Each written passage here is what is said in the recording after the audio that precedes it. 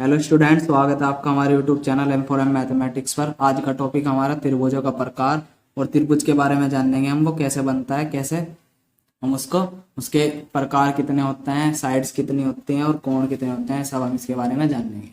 तो सबसे पहले एक त्रिभुज देखिए, ये आपका एक त्रिभुज है और इसमें आपको दिखाई दे रहा है कि इसमें तीन साइड्स हैं, तीन भुजाएं हैं, ए बी और एक हो गई आपकी बी सी और एक हुई ए सी।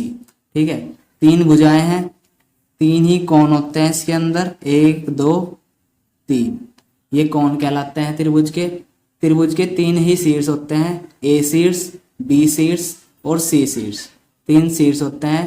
त्रिभुज के तीनों कोणों को जोड़कर 180 आता है। ठीक है, अब इसमें ये त्रिभुज का ये वाला पार्ट त्रिभुज का बहिष्कोण कहलाता है। ठीक है, ऐसे आप अगर इन्हें बढ़ा के त्रिभुज की भुजा को बढ़ाकर एक बाहर का एंगल बनाते हैं तो वो क्या कहलाता है, त्रिभुज का बहिष्कोण कहलाता है। ठीक है, तो हमने क्या पढ़ा, त्रिभुज की तीन भुजाएं, एक दो तीन, त्रिभुज के तीन कोण, तीनों कोणों का योग 180। ठीक है, त्रिभुज के तीन शीर्ष होते हैं, ए शीर्ष, बी शीर्ष और सी शीर्ष। ये कुछ बेसिक जानकारी है त्रिभुज की। अब आगे देखते हैं, अपने क्वेश्चन पे चलते हैं। इसमें है, हमें पढ़ना है कि त्रिभुज कितने प्रकार का होता है। त्रिभुज भुजाओं के आधार पर बढ़ता है और त्रिभुज कोणों के आधार पर बढ़ता है। तो कोणों के आधार पे भी तीन टाइप का होता है और भुजाओं के आधार पे भी तीन टाइप का होता है। अब सबसे पहले आप देख रहे होंगे समबाहु त्रिभुज।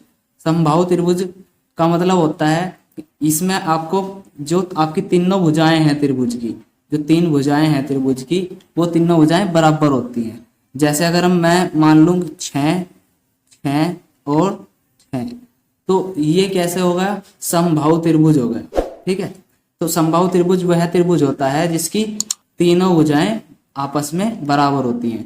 समबाहु त्रिभुज की एक और विशेषता यह है कि समबाहु त्रिभुज के तीनों कोण जो होते हैं बराबर होते हैं और वो 60 डिग्री के होते हैं।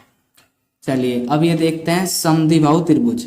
समद्विबाहु त्रिभुज में क्या होता है, जैसे इसमें लिखा हुआ है समद्विबाहु, इसका मतलब है इसमें दो भुजाएं समान होती हैं और तीसरी भुजा अलग होती है। जैसे मैं इसको कहूँ, ये 6 हो गई, ये 6 और ये 4, तो ये समद्विबाहु त्रिभुज है।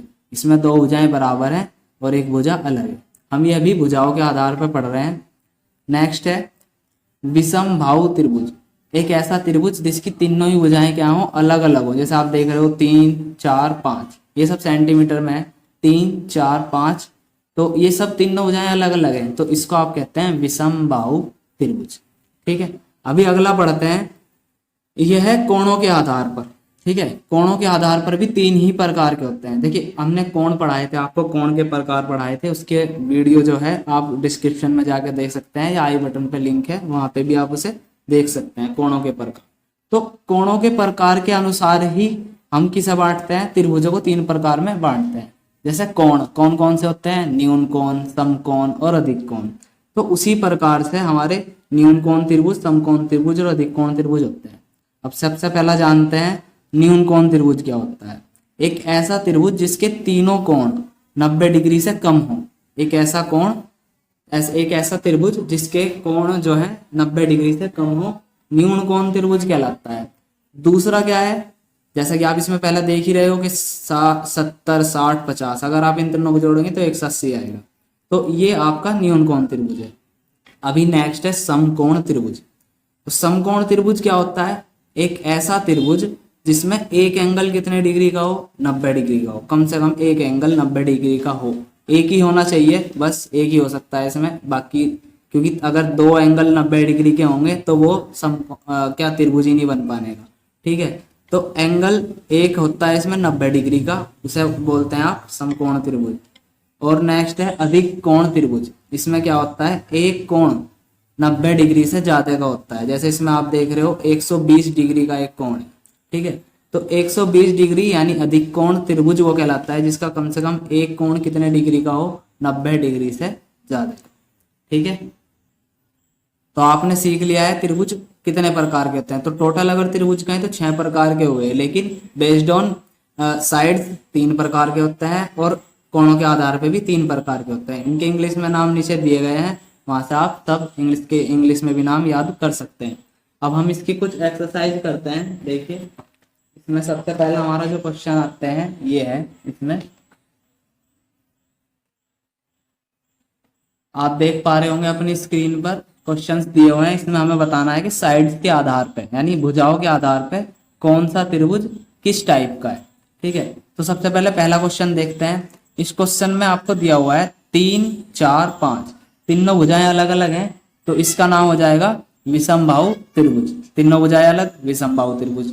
2 भुजाएं आपको सेम दिखाई दे रही हैं, 5 और 5, तो समद्विबाहु त्रिभुज। चारों भुजाएं क्या है, सॉरी तीनों भुजाएं क्या है, 4 4 की हैं, और तो कितने हो जाएंगे, ये हो जाएगा आपका समबाहु त्रिभुज। अब यहाँ पे देखिए 6, 7, 5, ये कैसा हो जाएगा, विषमबाहु त्रिभुज। ठीक है, ये भी क्या है 7, 8, 6 विषमबाहु त्रिभुज। ये 5, 5, 5 ये कैसा है, ये समबाहु त्रिभुज है। अब देखिए आपको क्या करना है, आप ये देख पा रहे होंगे अपनी किताब स्क्रीन पर 7वां, 8वां और 9वां, ये 3 क्वेश्चन है जिनका आंसर आपको कमेंट बॉक्स में देना है और बताना है कि किस टाइप के त्रिभुज हैं। अब नेक्स्ट क्वेश्चन एक मैं आपको दिखा देता हूँ क्या है।